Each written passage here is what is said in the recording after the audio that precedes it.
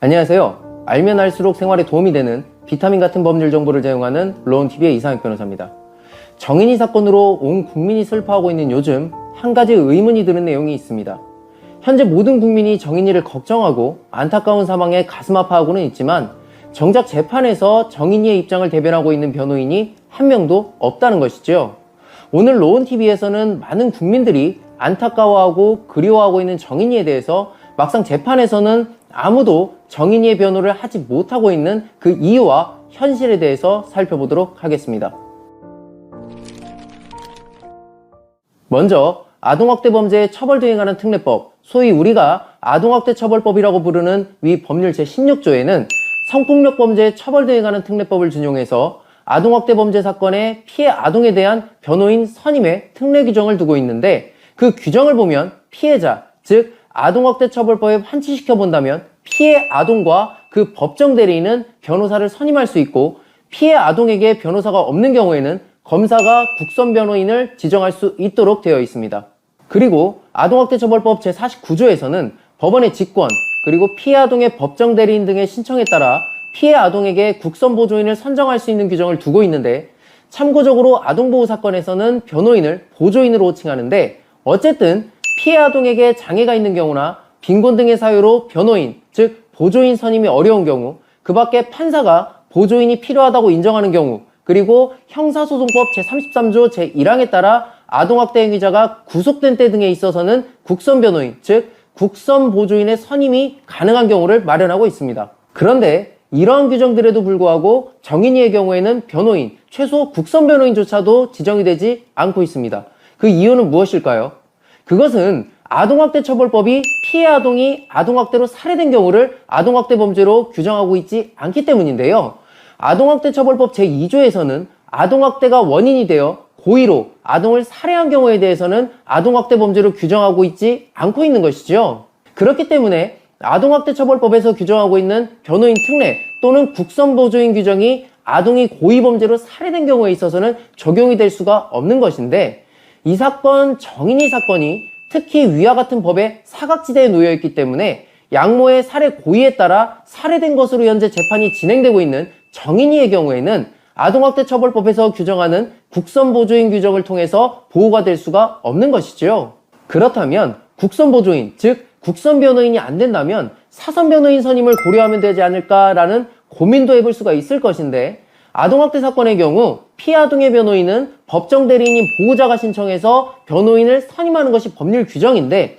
현재 정인이 사건의 경우 정인이의 법정 대리인, 즉 보호자라고 하는 양부모가 정인이를 살해하였다는 혐의로 살인죄로 재판을 받아 분리되어 있는 상황이고, 양부모들이 자신들은 고의로 정인이를 살해한 것이 아니라고 부인을 하고 있는 상황에서 자신들의 입장과 대척점에 있는 정인이를 위해서 당연히 변호인을 신청해 줄 이유가 없는 상황이기 때문에 결국 정인이는 사안이 엄중함에도 불구하고 사선 변호인 역시 선임이 될 수 없는 기가 막힌 상황이 되어버린 것이죠. 이러한 이유로 현재 정인이는 변호인의 도움이 전혀 없는 상황에서 피해 아동이라는 자격으로 혼자서 재판이 진행되고 있는 상황인 거죠. 한편 이와 같은 법의 사각지대로 인해서 더 엄중한 고의 살인행위로 인해 살해된 피해 아동이 아이러니하게도 더 보호받지 못하는 현실에 대해 국회에서는 문제의식을 인식하고 정인이 사건 이후 약칭 정인이법이라는 아동학대 범죄 처벌 특례법 개정안을 발의했는데요. 위 법률안의 주요 개정 내용에는 여러 가지가 있지만 그 중에서도 정인이 사건의 변호인 문제와 관련해서 가장 눈에 띄는 것이 아동학대 범죄에 아동학대 살해죄를 신설하였다는 것과 국선 변호사, 국선 보조인 선임을 의무화해서 수사와 재판 과정에서 피해 아동에 대한 보호를 강화했다는 것인데요. 그 내용을 조금 더 자세히 살펴보면 아동학대 살해죄를 신설하여 아동학대 처벌법에서 규정하는 아동학대 범죄에 포함을 시켜 앞서 말씀드린 바와 같은 법의 사각지대를 없애고 그 형량을 일반 형법상의 살인죄보다도 중한 사형, 무기징역 또는 7년 이상의 징역에 처하도록 했다는 것이 특히 눈에 띄는 부분입니다. 또한 앞서 살펴본 아동학대 처벌법을 보면 변호인 선임과 관련하여 그 규정 내용이 현재는 할 수 있다라고 규정을 해서 변호인 선임을 법원의 재량사항으로 규정하고 있는데, 이 또한 이번 개정안을 통해서 해야 한다로 개정하여 아동학대 범죄 사건에 대해 피해 아동에게 장애가 의심되거나 빈곤 등의 사유로 보조인을 선임할 수 없는 경우 등에는 국선 변호사, 국선 보조인 선임을 의무화했다는 것인데요. 현재 위 개정안이 법제사법위원회를 통과해서 전체 본회의까지 통과한 상황이어서 정인이 사건이 남긴 발자취는 매우 클 것으로 보입니다. 그런데 다시 정인이 사건의 변호인 선임 문제로 돌아와서 이와 같은 상황에 대해서 제 개인적인 생각을 말씀드려보자면, 현재 정인이는 양부모로부터 곧바로 살해당한 것이 아니라 지속적인 학대 행위를 겪는 과정에서 종국에는 사망했던 것인데, 그렇다면 정인이가 사망하는 결과에 이르기까지 상당한 아동학대 범죄가 있었다는 것이 현재 객관적인 증거와 증언들을 통해서 계속해서 확인이 되고 있다는 점을 생각해 볼 때, 결국 정인이가 살해되었기 때문에 살인죄라는 종국적인 죄명이 재판에서 쟁점이 되고 있는 것은 사실이지만, 사망이라는 종국적 결과에 이르기 전에 있었던 수많은 학대 행위들이 아동학대처벌법에서 규정하고 있는 아동학대 범죄라고 볼 수 있는 여지가 충분한 것도 사실이기 때문에, 사망의 과정에서 있었던 아동학대 행위들을 별도로 아동학대처벌법에서 규정하고 있는 아동학대 행위로 문제를 삼는다고 한다면 제 개인적인 소견으로는 국선 변호인 선정도 가능할 것으로 생각됩니다.